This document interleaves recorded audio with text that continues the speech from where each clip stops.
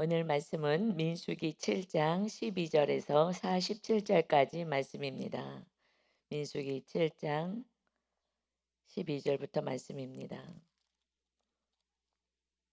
7장 1절부터가 모세가 장막을 하나님이 말씀하신 그 설계도 그대로 장막 성막을 다 완성하고 나서 기름을 발라서 거룩하게 구별한 후에 그 다음에 리더들이 헌금 그러니까 헌물을 드렸습니다. 그리고 이제 오늘 12절부터는 지파별로 이제 하루에 한 번씩 이렇게 하나님께 제물을 헌물을 드릴 수 있도록 하셨어요. 그래서 12지파이기 때문에 하루씩 하면 12일 동안 이렇게 하나님께 이제 감사 예물을 드리고 예배를 드리게 됩니다. 그래서 12절 보면 첫째 날에 헌물을 드린 자는 유다 지파 암미나답의 아들 나아손이라. 그의 헌물은 성수의 세겔로 130세겔 무게의 음반 하나와 70세겔 무게의 음발이 하나라. 이 두 그릇에는 소제물로 기름 섞은 고운 가루를 채웠고 또 10세겔의 무게의 금그릇 하나라. 그것에는 향을 채웠고 또 번제물로 수송아지 한 마리와 순양 한 마리와 1년 된 어린 순양 한 마리이며 속죄 제물로 순염소 한 마리이며 화목 제물로 소 두 마리와 순양 다섯 마리와 순염소 다섯 마리와 1년 된 어린 순양 다섯 마리라. 이는 암미나답의 아들 나손의 헌물이었더라 하고 말씀하셔요. 그래서 이 짐승만 21 마리를 하나님께 이제 첫째 날 드리면서 성막이 완성되고 나서 이제 감사로 하나님께 올려드리고 예배를 드립니다. 그래서 예배는 항상 헌물이 헌금이 따르는 거예요. 예배 때는 항상 감사로 드려지는 것입니다. 그래서 이렇게 정성을 다하여서 성전이 세워진 그 은혜가 그 은혜는 뭐예요? 하늘에 계신 하나님께서 이 백성 가운데 자정하셔서 다스리고 통치하시겠다니 정말 어마어마한 축복을 받은 거죠. 이스라엘 백성이. 이스라엘 백성은 아브라함이 순종한 거잖아요. 아브라함이 본토 친척 아비집 다 떠나고 그리고 하나님의 말씀에 순종하여서 이제 그 땅 가운데 하나님의 나라를 세우겠다. 하나님의 나라는 하나님이 거하셔야 하나님의 나라예요. 그래서 내가 거할 성막을 지어라 해서 이제 성전을 짓게 되는 거죠. 이 그때는 이동해야 됐기 때문에 성막 그래서 텐트의 모양으로 이렇게 성막을 지었고 그것에 너무 감사하고 그곳에 이제 하나님이 임하시는 거기 때문에 감사의 이 제사를 드리고 헌물을 드리는 것이었습니다. 지금은 주님이 그 이스라엘 땅에 거하시는 것이 아니라 우리를 성전 삼고 예수님의 거룩하신 보혈로 우리 죄를 씻고 우리 심령에 주님이 거하시는 거룩한 전이 세워졌어요. 이것은 그냥 그래서 이것은 세상 사람들은 알 수도 없는 거예요. 그 성령님이 우리 안에 거하시는데 문제는 우리가 내 의지를 꺾질 않아. 그래서 그냥 내 집을 짓고 사는 거예요. 내가 주인 되어 살아가니 하나님의 영광이 우리 삶 가운데 나타나질 않는 것입니다. 그러니까 감사도 없는 거예요. 이렇게 날마다 감사하면서 나가야 되는데 감사도 없고 원망이요. 왜냐하면 하나님의 말씀대로 살아야 되는데 말씀대로 살지 않으니까 내 뜻대로 사니까 세상 사람이나 나라 다를 것 없이 살아가는 거예요. 근데 주님이 그러면 벼락이라도 쳐서 어떻게 좀 하셨어야 되는데 끝까지 기다리겠다는 거예요. 나는 너를 정말 생명을 다해서 사랑했는데 너희도 나를 생명을 다해서 사랑할 때까지 그래서 하나님의 그 다스림을 받으며 살기를 원하는 그 영혼들과 함께 내가 살 것이다. 그래서 마침내 천국은 누가 가느냐? 정말 주님을 사랑하는 자. 그래서 완전히 거듭난 자. 내가 주인 되지 않고 주님이 주인 되었습니다. 이 말씀, 이 레위기의 말씀 주신 것처럼 우리는 신구약의 말씀을 가지고 서로 말씀대로 살겠습니다. 말씀이 주님이시니까 말씀 따라 살겠습니다. 하는 영혼과 영원토록 하늘나라에서 하나님의 다스림과 통치를 받고 살아가는 백성이 되는 것입니다. 그러니 얼마나 감사해요. 그가 하나님께 헌물을 올려드립니다. 그런데 지금 12지파가 이 헌물을 드리잖아요. 근데 똑같이 드려요, 헌물이. 그래서 이제 18절에 보면 둘째 날에는 이사갈의 지휘관 수알의 아들 느다넬이 헌물을 드렸으니 그가 드린 헌물도 똑같다는 거예요. 그냥 똑같이 이렇게 드렸던 것처럼 소재물 이렇게 드리고 뭐 향 그릇을 가지고 향을 채웠고 번제물, 속죄제물, 화목제물 그냥 똑같이 드려요. 모든 그러니까 이 은혜는 이 주님의 구원의 은혜는 모든 사람하고 똑같은 거예요. 정말 많이 가진 자나 없는 자나 똑같이 이 제물을 드리는데 대표로 그 지휘관 대표가 드린 것이지만 그 지파에서 정말 감사로 올려드린 것입니다. 셋째 날에도요. 그 셋째 날에 누가 드려요? 스불론의 자손의 지휘관 헬론의 아들 엘리압이 헌물을 드렸으니 이와 동일한 거 똑같은 거예요. 그냥 감사는 구원받은 모든 인생에게 똑같은 감사인 거예요. 그래서 똑같이 드립니다. 그래서 넷째 날에도 다섯째 날에도 여섯째 날에도 그래서 오늘 47절까지 가는 정말 가짜손이 드리는 여섯째 날 42절에 보니까 여섯째 날에도 똑같이 가짜손이 지휘관 드웰의 아들 엘리아삽이 헌물을 드렸으니 그의 헌물도 똑같았다. 그래서 이 감사는 이 구원의 감사 특히 하나님께서 구원하시고 그 하나님이 우리를 다스리고 통치하시고 함께 하시고 너에게 복을 주시겠다고 하시는 그 은혜는 모든 인생에게 동일한 줄 믿습니다. 동일한 거예요. 그런데 내가 그것을 못 누리는 거예요. 왜요? 감사가 끊어진 거예요. 이렇게 하나님께 감사드리는 삶을 살지 못하고 주님을 사랑하는 그 삶을 살지 못하고 그래도 또 내가 해보겠다고 하나님의 뜻을 내려놓고 내 뜻대로 갔기 때문에 수고하고 무거운 짐을 지고 살아가는 것입니다. 오직 성령님이 주인 되어 살아갈 때 주님이 주인 되어 살아가는 그 성소에 주님이 거하시고 오직 주님이 내 심령 안에 오직 주님이 계시고 주님이 주인 되시고 성령의 능력으로 살게 됐을 때는 이 땅이 수고롭지가 않은 거예요. 그냥 감사의 삶을 살 수가 있습니다. 전능하신 창조주 하나님이 모든 일들을 다스려 가시기 때문에 그렇습니다. 아멘. 그래서 주님이 주님만 되면은 그때부터는 안식인 거예요. 그 전까지는 나 자신과 싸우는 거예요. 자꾸 내가 주인 되고 싶고 내 생각대로 하고 싶은 그 욕구, 욕망, 탐심 이것을 꺾어야 되는 것입니다.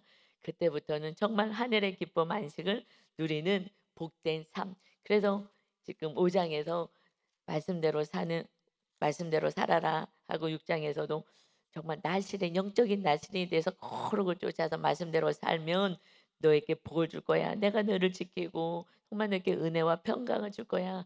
내가 너에게 복을 주리라. 근데 그 복이 뭐라고요? 예배라 그랬어요. 예배. 무릎 꿇어 하나님을 경배하고 송축하는 이 복을 바라크의 복을 줄 거야. 그러니까 그 바라크의 복이 지금 뭐예요? 7 장으로 넘어가는 거예요. 그래서 하나님께 예배하는 거예요. 예배를 어떻게 해요? 나에게 주어진 모든 것 이거 너무 감사해서 그것을 드리면서 하나님께 예배하는 거예요. 그래서 우리가 주님을 사랑해야 감사의 예물도 드릴 수가 있죠. 그렇지 않으면 드릴 수가 없어요. 아까워 가지고 드릴 수가 없어요. 그래서 결국은 사랑의 관계예요. 여러분 누군가를 사랑하면요. 자꾸 주고 싶어요. 그런데 내가 누구를 사랑하는데 주고 싶지 않다. 이건 사랑하지 않는 거예요. 사랑하면 주고 싶어요. 그래서 부모님들이 자녀를 주잖아요. 그냥 애들 다 컸다고 "너 기저귀값 내가 너 학교 보내고 수고한 거 다 계산해서 내놔." 하지 않잖아요. 부모님들 거 내놓으라고 다 일일이 아주 깐깐하게 계산하지 않아요. 사랑하기 때문에 그냥 주는 거예요. 그거 다 장성해서도 그래도 또 뭐 주려고 해요. 그냥 뭘 나눠주고 싶은 거예요. 사랑하기 때문에 그러는 거예요. 그래서 이제 그 사랑이 커지면은 그러니까 하나님께도 이 모든 예물은요. 뭐 헌금하라 해서 할 수가 없는 거예요. 아까워서 할 수가 없는 거예요, 아까워서. 그래서 이거는 상관없이 정말 주님을 사랑하면 그냥 하게 되어 있는 거예요. 그러니까 사랑의 관계인 거예요. 그래서 이웃도 마찬가지예요. 그래서 하나님보다 자녀에게 더 많은 것을 물론 뭐 금액의 차이는 있겠지만 이 마음의 중심을 하나님은 보시니까 자녀에게는 정말 풍풍 다 쏟는데 하나님께는 그렇게 하지 못한다. 그럼 자녀가 우상인 거예요. 그래서 자녀에게 하는 건 아깝지가 않아 하나도. 그런데 하나님께 하려면은 자꾸 계산이 돼. 그럼 아직 물질의 우상이 있는 거고 자녀가 우상인 거고 이렇게 해서 하나님보다 더 사랑해서 하나님께 드리지를 못하게 되는 거고 그래서 지금 이렇게 모든 감사를 드리는 것을 지금 12 일까지 12 지파가 그대로 하는 거예요. 그래서 인제 우리가 그래서 12 지파까지 한번 볼까요? 지금 12 지파가 어디서 나는 78 장, 78장 보면 12째 날에는 납달리 자손의 지휘관 에난의 아들 아히라가 현물을 드렸으니, 사실 이것이 어떻게 보면 정확하게는 지금 예배드린 거예요. 바라크의 복 예배거든요. 그런데 헌물을 드리는 것이 예배라는 거예요. 여러분, 이것은 사실 의미가 있어요. 하나님이 뭐 이렇게 헌물을 요구해요. 하나님 뭘 쓰겠어요. 이것은 지금 예배하는데 다 드리는 거거든요. 그리고 하나님께 다 태워 드리는 제물이고요. 그리고 이웃에게 나누는 화목 제물이 있어요. 그러니까 하나님을 사랑하고 이웃을 사랑하는 데는 헌물이 물질이 들어가는 거야. "이것으로 내가 알겠다. 그것을 받겠다."라고 말씀해요. 그래서 이 세상에서 물질이 추인되지 않게 하기 위해서 하나님이 지금 예배를 드릴 때 헌물이 있는 건데, 그 번제물, 속죄제물, 화목제물 예배거든요. 그래서 레위기 시작할 때 법을 주실 때에 예배를 어떻게 드려야 되는지를 먼저 말씀하는 거예요. 우리와 하나님의 관계는 예배 관계예요. 나는 믿음이 좋아하는데 예배 자리에 안 나와요. 사실은 믿음은 아직 약한 거예요. 그래서 예배인데 오늘은 헌물을 말씀하셔요. 그래서 "헌물을 드렸다."라고 말씀하시죠. 오늘 말씀의 17절 맨 마지막에서도 이것이 헌물이었더라. 18 절에서도 하반절에서도 이것이 이사갈의 그 지휘관이 드린 헌물을 드렸다. 헌물을 드렸다라고 여기서는 자꾸 말씀하셔요. 그래서 예배는 헌물이 따르는 거예요. 헌금이 따르는 거예요. 그래서 우리가 수요 예배 때 조윤기 목사님이 영 영 조윤기 목사님이 성령의 사람이셨잖아요. 그래서 전 세계에 정말 성령의 놀라운 역사와 또 성령에 대한 그런 사역, 이것을 알게 했죠. 전에는 잘 몰랐어요. 성령도 잘 몰랐어요. 그냥 말씀만 알았죠. 그래서 성령의 역사 이런 것들을 하시면서 많은 역사들을 보이시면서 수요일 날도 모든 예배 헌금을 다 하게 하셨어요. 왜냐하면은 예배는 헌금이거든요. 그게 수반 같이 가야 되는 거예요. 그냥 앉아 갖고서는 뭐 복만 받으려고 하는 게 아니라 하나님 감사해서 감사로 드리는 게 맞아요. 그래서 우리는 그냥 당연히 금요일 날도 헌금했나? 기억이 안 난다. 예. 예, 금요 예배 때도 여의도에서 헌금을 했죠. 예. 제가 우리 교회에서는 금요일 날 안 했기 때문에 지금 뒤에서 다 끄덕끄덕 하시는 거예요. 우리 여대 손목이 다니시는 분들 다 끄덕끄덕 하네요. 예. 그러니까는 예배 때마다 사실 그게 성경적이에요. 성경적인 건데, 그런데 보통 교회들이 많이 잘 안 했던 거예요. 이것이 이제 마음이잖아요. 금액이 중요한 게 아니라. 그래서 정말 감사하게 내가 마음 안에서 드려지는 건데, 근데 그게 이제 훈련이 돼야 이 돈이 물질이 내 마음이 뺏겨가지가 않아요. 그런데 인제 나는 주일날만 했던 그 성도들이 오면은 우리는 수요일 날은 하거든요. 금요일 날까지는 안 해요. 그냥 그러는데 수요일 날 하는데, 수요일 날도 안 했기 때문에, 본인들이 안 했기 때문에 하질 않아요. 이게 습관이라는 게 그렇게 중요한 거예요. 습관이라는 게. 우리는 그냥 당연히 하는 거였는데 예배 때마다 이렇게 감사를 드리고, 그런데 하나님이 뭘 기뻐하시겠어요. 정말 이렇게 헌물을 드리는 거야. 정말 감사를 드리는 거야. 이렇게 하나님이 우리가 이 헌물을 드리라는 것은 정말 감사의 표현이기도 하고요. 그리고 물질에 잡히지 말라는 거예요. 그래서 내가 하나님께 헌금하는데 자꾸 인색하다. 아직 물질 우상이 있어서 그래요. 아니, 하나님이 뭘 주지 않겠어요. 어떻게 해서라도 주시는 거예요. 제가 너무 헌금을 드리고 싶으니까. 그런데 드릴 수 있는 상황이 조금 안 되잖아요. 우리 교회 상황이. 너무 드리고 싶으니까 하나님이 헌금을 드릴 수 있도록 제가 십자가를 지신 그들을 통하여서 용돈을 보내오는 거예요. 그래서 내가 "용돈 보내지 마. 내가 왜 용돈을 받냐. 열심히 벌었는데 본인들이. 그러니까 보내지 마." 그랬더니 아니라고, 아니라고. 그냥 이거는 저기 받으시는 게 맞다고. 맞는 게 사실은 아닌 거예요. 근데 하나님께서 그렇게 그 마음을 저는 움직여 주신 것 같아요. 제가 너무 헌금을 드리고 싶은데 헌금을 드릴, 제가 교회에서 받는 거에 반을 하나님께 드리잖아요. 뭐 어떻게 더 이상 뭐 어떻게 할 수가 없어요. 기본 나가는 거 쪼끔씩이라도 나가야 되니까 기본적으로. 그러니 정말 이 드리고 싶은데 너무 헌금을 드리고 싶은데 그러니까 헌금 드릴 수 있도록 이렇게 또 이웃 사랑할 수 있도록 보내주는 거예요. 이것은 하나님께서 다 하나님의 것이잖아요. 다 하나님의 것이기 때문에 마음을 아시고 헌금 드릴 수 있도록 용돈을 막 보내오는 거예요, 형제들이. 이것은 정말 기적인 거예요. 그런데 언제부터 시작되느냐? 제가 제 삶을 내려놓는 것 같은 정말 구원을 위해서 제 편함과 이런 것을 내려놨을 때, 십자가를 졌을 때 그때부터 이 은혜가 있는 거예요. 그전에 무슨 뭐 휴가 간다고 뭘 줘요? 아유 처음이에요, 처음. 그런데 앞으로 계속 주겠다는 거예요. 십자가는요 놀라운 은혜가 있는 거예요.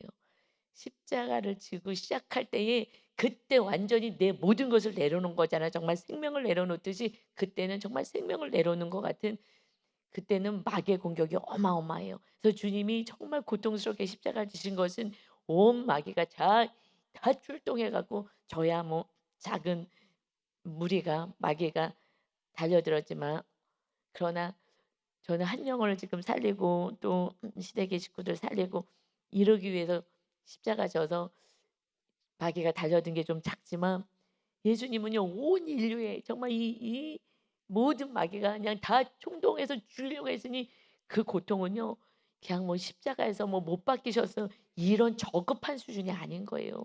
그냥 인간적인 그 무슨 머리에 뭐 채찍을 맞 물론 그것도 인간의 모습을 입고 왔기 때문에 고통스럽고 아프지만요. 그거하고는 상상할 수 없는 영적인 그 마귀의 그 죄 우리 그 마귀의 공격과 그다음에 죄의 무게 이것은 사망이잖아요. 이건 어마어마한 고통이 따르는 것입니다. 그것을 말씀한 거예요. 그래서 제가 십자가 질 때는요. 그런 고통을 당했던 거예요.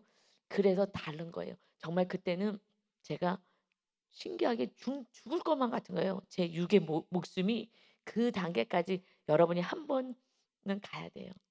그것이 사도 바울이 날마다 죽노라의 끝에 그 삶을 살면서 구원으로 나간 거예요. 그래서 정말 그 우리가 날마다 훈련하면서 어느 날 정말 큰 영혼을 위해서 내가 정말 죽으면 죽으리라 했을 때 내 생명이 그때 어떻게 죽는 것 같더라고 신기하게 영적으로. 그래서 그때부터 달라지기 시작한 거예요. 그때부터 제 삶은요 정말 완전히 달라졌어요. 그다음부터 정말 하나님의 은혜로 사는 것이 있어요. 우리가 어저께 그 그림 봤잖아요. 수요 예배 때. 그림 보면서 그 양의 모습 정말 99 마리 외에 한 마리가 이렇게 떨어져서 나와 가지고 있는 예수님이 한 마리 어린 양을 찾는 그 그 그림을 봤잖아요. 어린 양 모습을. 그래서 여러분이 어떤 생각과 감정을 가지셨습니까? 라는 것을 같이 나눴는데 이제 집에 가면서 윤 목사님하고도 나눴어요. 그런데 제가 너무 놀랐어요. 왜 놀랐냐면은요. 여러분은 어떤 그 양을 보면서 생각과 느낌이 들었는지 모르겠어요. 내가 정말 저렇게 혼자 있다라면 근데 저는 너무 신기해서 또 보고, 또 보고, 또 보고 사실은 이렇게 기록을 했다가 어저께는 얘기하지 않았어요. 저는요. 그 어린 양이 어떻게 보이냐면 너무 신기하게 어린 양이 호기심에 가득 차서 '어떤 일이 벌어질까?' 이런 양의 모습으로 보이는 거예요. 제가 너무 놀란 거예요. 이건 좀 직관형의 사람들, 이 미래에 관심 있는 사람들이 그 성량도 완전히 성령 충만하니까 성량도 완전히 개발이 되는구나. 그런데 과거의 모습이 그 모습을 봤을 때 왜 그 양의 그 한 마리 잃은 양의 모습을 우리 많이 봤잖아요.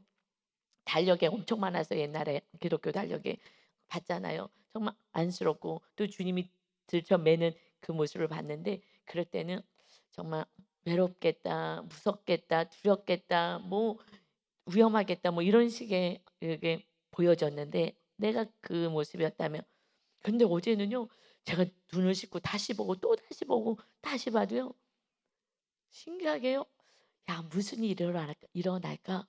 하는 호기심의 눈인 거예요. 그 양이 눈이 있는지 하여튼 그 모습이 아주 모습이 호기심에 있어 그렇게 똘망똘망하게 바라보는 모습으로 보이는 모습을 보고 하나님 감사해. 설교하기 전에 얼마나 은혜가 되는지 그 양모습 보고, 그래서 오늘은 좀 내면의 깊은 내면을 좀 다뤄야 되겠다 해 가지고 어저께는 무의식을 다루려면 그런 것을 도구를 사용해서 딱 질문했을 때 자기의 현재 상태가 나오거든요.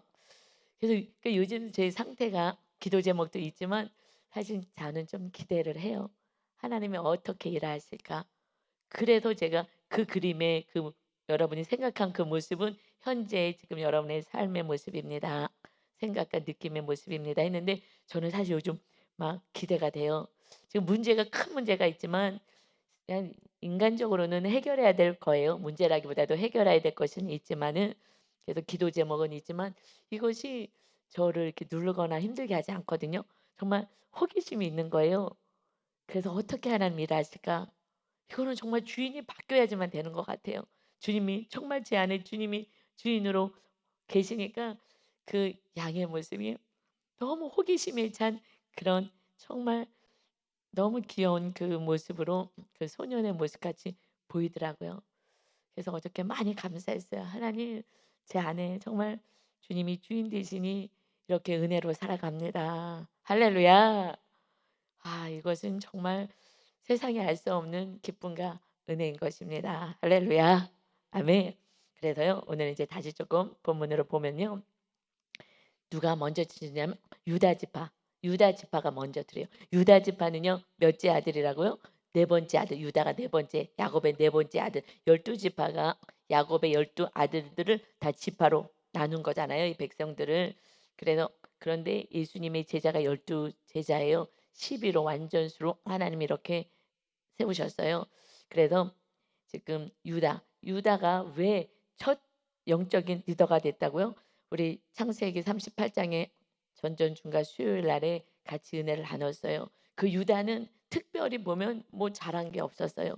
그런데 그래도 마지막 순간에 자기의 잘못을 인정하고 정말 수치를 당하더라도 이것을 가리려고 해서 없던 걸로 하고 쓱 입씻거나 거룩한 자처럼 행위를 할 수도 있는데 그렇게 하지 않았어요. 그리고 정말 말도 안 되는 일을 한 그 며느리를 향하여서 "너가 나보다 옳다." 여러분, 이거는 인간적으로 해석하면 옳지 않아요. 창녀로 변장해 가지고서는 자식을 낳잖아요. 그 시아버지와 동침해서 정말 발칙하게 짝이 없는데 인간적으로 생각하면. 그러나 그가 약속을 했고, 그리고 이 가정에 정말 자녀를 낳는 그 사명을 감당한 그 며느리를 향하여 정말 내 수치가 드러나더라도 만천하에 지금 어디까지 드러났어요? 이 성경이요. 정말 주님 오실 때까지 이 수치가 드러나는 거예요. 야, 유다 믿음 없는 사람은 보고요.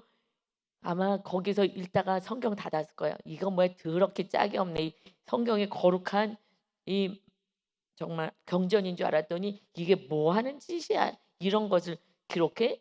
그리고 그 자손 그 후손으로 육의 후손으로 예수님이 오셔?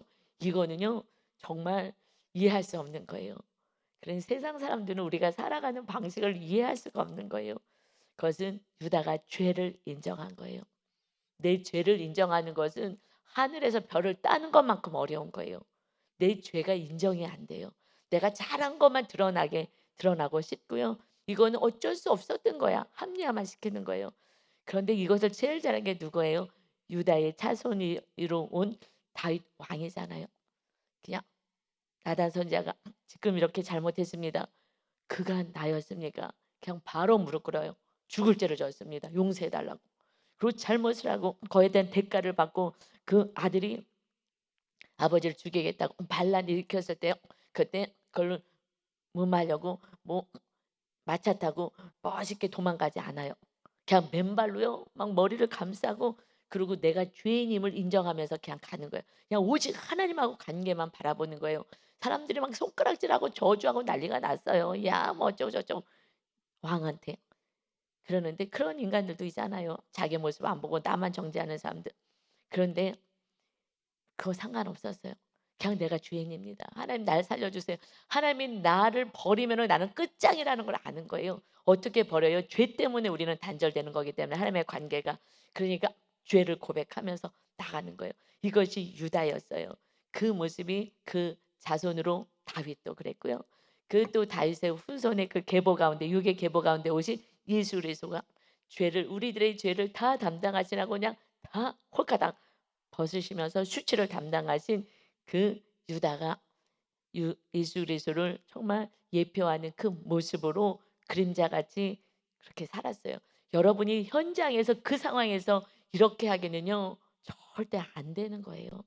정말 이 정도만 정말 자기의 죄를 인정하고 정말 발가벗듯이 이런 수치를 오픈할 수 있다라는 것은요 정말 이건 하나님의 복인 것입니다. 죄 인정이 엄청 어려운 거예요. 자꾸 감추려고만 하죠. 그래서 유다가 자손들에게 복을 준 거예요. 이 자손들이 그렇게 살아가야 되는 자손인 것이고 우리가 이제 그렇게 수치를 당하더라도 오직 말씀 앞에서 내 죄를 인정할 수 있는 자. 그래서 주님이 내 죄값을 치르신 것을 날마다 인정하고 내가 진 죄를 날마다 인정하면서 주님의 보혈로 씻김 받는 자가 우리가 유다 지파가 되는 영적 리더의 삶을 살아가시기를 바랍니다. 아멘. 그래서요 헌물을 드렸잖아요. 이것이 이제 성소의 세겔로는 한 세겔이 10g 되는 거예요. 그래서 130 세겔의 무게의 음반, 음반이 이렇게 쟁반. 그러니까 130 세겔이 그 무게가 나가는 음반에 음반하고요. 70 세겔의 무게가 나가는 은발이 은으로 된 대접. 그래서 은으로 된 쟁반, 은으로 된 대접에다가 소재물을 이 두 그릇에는 소재물로 기름을 성령님을 의미한다 그랬어요. 그 기름을 섞은 고운 가루를 채우는 거예요. 그 고운 가루가 뭐겠어요? 이것은요 곡물을 그것을 다 빻아가지고요. 이거 막 맷돌로 갈고 해서 이제 곱게 만드는 거예요. 나를요 다 부셔뜨리는 거예요. 나 자를요 다 내려나와야 하는 거예요. 그러니 내 힘으로 안 되잖아요. 기름 섞은 성령의 능력으로만 그것이 가능하게 될 줄 믿습니다. 그래서 우리가 정말 콘 가루가 되어서 이 하나님께 드려지는 제물이 돼야 되는 것입니다. 주님이 이렇게 하신 거잖아요. 그래서 주님이 오셔서 하실 그 온전한 예배를 지금 말씀하고 있는 거예요. 주님이요 삶을 다 드린 거예요. 정말 그래서 성령님의 임재를 통하여서 콩가루가 되어서 십자가에서 우리의 모든 죄값을 담당하시고 그러니 다 그냥 다 자아를 허물어 버린 것입니다. 그래서 14절에요. 또 10세겔 무게의 금그릇 하나 그러니까 금잔인 거예요. 그것에 향을 채우는 거예요. 이 향은 계시록에서 보면 기도다 성도들의 기도다 그랬어요. 향을 채워서 어떻게 해요? 이제 예수 그리스도의 이름으로 기도하게 하시는 거예요. 기도 향을 채웠어요. 올려드리는데 하나님이 누구의 어떻게 받으시냐? 예수 그리스도의 이름이 있어야 받겠다고 말씀하셔요. 그래서 예수님이 요한복음 14장 14절에서 내 이름으로 무엇이든지 내게 구하면 내가 행하리라 말씀하신 거예요. 내 이름으로. 여지까지 내 이름으로 기도하지 않았지. 왜냐하면 예수님이 그때 오셨으니까. 이제 예수 그리스도의 이름으로 기도하면 무엇이든지 내게 구하면 내가 행할 거야. 여러분 이거 믿으시기 바랍니다. 예수님이 능력이 없으십니까? 새롭게 창조하실 수 있으신 하나님이신 거예요. 이제 내 이름으로 무엇이든지 내게 구하면 내가 행하리라.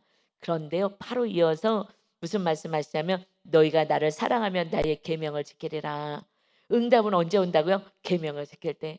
너희가 십자가 지고 나를 따라오라. 제가 십자가를 졌을 때에 그때에 그런 은혜가 모든 은혜가 임하는 거예요. 그래서 그릇 준비는요 십자가 질 때 완전한 은혜 안에 거하게 됩니다.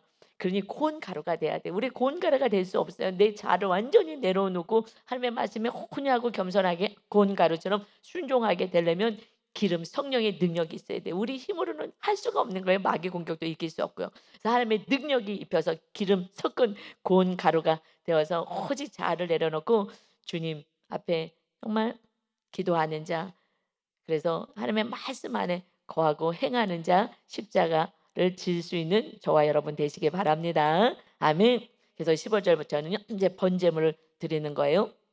16절도 이제 번제 제물로 순염소도 드리고 화목 제물은 좀 많아요. 소 두 마리 지금 소 두 마리, 순양 5마리, 순염소 5마리, 1년 된 어린 순양 5마리. 왜 이렇게 많아요? 이 화목 제물은요. 이웃과 나누는 거예요. 그래서 우리가 하나님께 드리지만 이웃과 나누는 거. 이것이요 하나님을 사랑하는 거예요. 나를 사랑하는 표 하나님께 헌물했어요. 또 하나님을 사랑해서 헌금을 또 할 수 있어요. 그런데 이웃을 할 수 없어요. 이웃에게는 아직 내 주님이 원하는 건 "이웃을 사랑하는 게 나를 사랑하는 거야."라고 말씀하십니다. 그러니까 결국 하나님을 사랑하고 이웃을 사랑하지 않는다면 이렇게 인색한 삶을 살다가 나도 못 써요 사실은. 있어도 못 써요. 여러분 부자들 보세요. 못 써요. 절대 벌벌벌 못 써요. 나도 못 쓰고 너도 못 쓰고 이러다가 불쌍한 인생 글 하나도 쓰지도 못하고 나누지도 못하고 하늘에 상급도 쌓지 못하고 그러고 불쌍하게 있어도 발발발 떨다가 수전노처럼 살다가 그리고 천국 그래도 회개하고 하면 천국 갈 수 있잖아요. 그래도 마지막에도 하나님의 은혜로 회개하고 하면은 정말 너무 안타까운 거죠. 너무 안타까운 거죠. 그래서 여러분 이제 우리들이 어떻게 살아가야 됩니까? 주님 딱 안에서 그냥 말씀만 살면 은혜로 사는 거예요. 그런데 지금 번제물, 속제물, 화목제물을 이 많은 것들을 드렸어요. 이제 이것은 주님이 한 번에 다 완성시키셨어요. 예배 때 이런 걸 드리지 않아도 되는 거예요. 주님이 번제물에서 다 충성, 다 태워드리는 이 충성을 말씀만 의미하는 게 번제물이거든요. 정말 충성을 다하겠습니다. 하나님 헌신하겠습니다. 내 삶을 다 태워서 하나님의 뜻 안에 거하겠습니다. 예수님께서 이거는 번제물로 다 태워서 드리는 거예요. 모두 싹 다 태워드리는 거예요. 속죄제물도 싹 태워드리는 거예요. 그 주님이 하신 것처럼 다 태워드리는 거예요. 그래서 우리들의 삶을 정말 속죄제물로 오신 주님이 다 생명을 내려놓으셨잖아요. 이제 너희도 너희들 생명 내려놓는 것이 서로 사랑 십자가 지는 거야. 정말 순교의 시대가 우리는 아니에요. 하지만 그 순간을 순교하는 것 같은 정말 좀 비슷한 느낌이 살짝 들어요. 이거는 사실은 느낌만 있는 거고 마귀가 속이는 것뿐이죠. 그다음에 이제 화목제물로 사는 거야. 이웃을 사랑하면서 사는 것이다. 주님이 화목제물로 오셨잖아요. 하나님과 우리의 삶을 화목하게 하셨잖아요. 우리가 이웃과 화목제물이 되어서 이웃을 사랑하면서 살면 그럴 때에 그가 하나님과 화목하게 될 수 있는 정말 전도가 되고 구원의 은혜가 있게 됩니다. 주님이 다 이뤄 놓으신 거예요. 주님이 지금 12장에서 17절까지는요. 그것은 똑같이 해요. 왜 똑같이 해요? 이것은 주님이 오셔서 하실 것이기 때문에 똑같이 하는 거예요. 주님을 예표하는 거예요.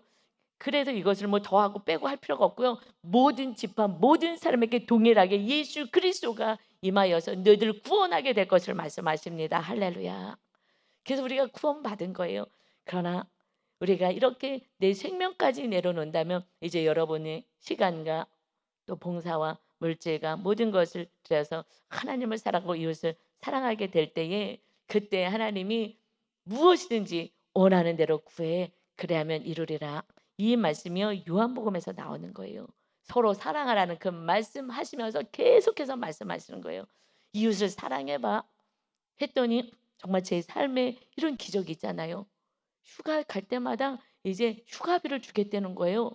여러분 이게 말이 돼요? 제가 십자가를 졌고 나서부터 이런 일이 생기는 거라고요. 너무너무 감사하죠. 제가 뭐 계속 받을 이유는 있겠어요.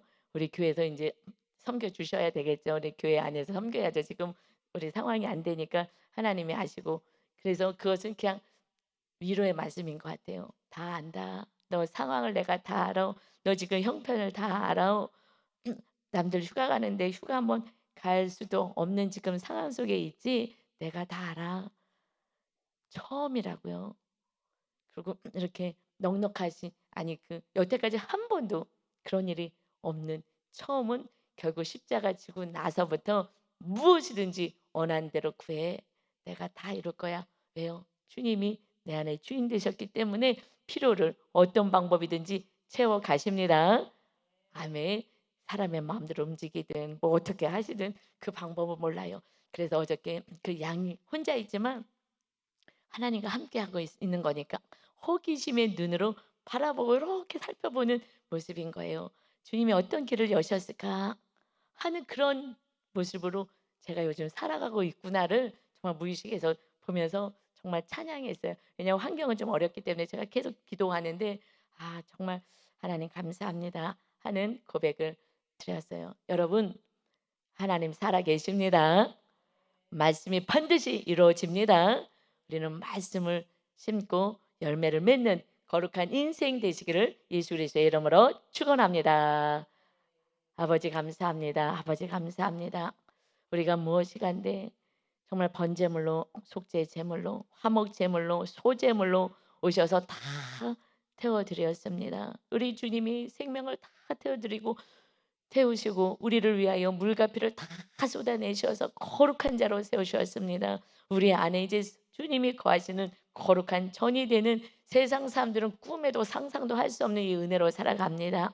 그런데 내가 아직 고집을 부려서 내가 주인 되니 정말 어려운 인생을 살아갈 수밖에 없습니다. 교만의 고집을 꺾고 정말 콘가루가 되듯이 내 자아를 다 말씀 안에 정말 다 빻아서 내려놓고 오직 주님이 다스리는 그런 온전한 삶을 살게 하시옵소서.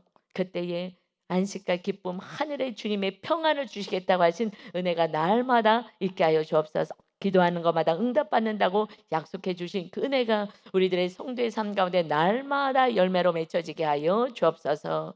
우리를 생명을 다해서 사랑하신 주님을 찬양하며 예수 그리스도의 이름으로 기도 올리옵나이다. 아멘.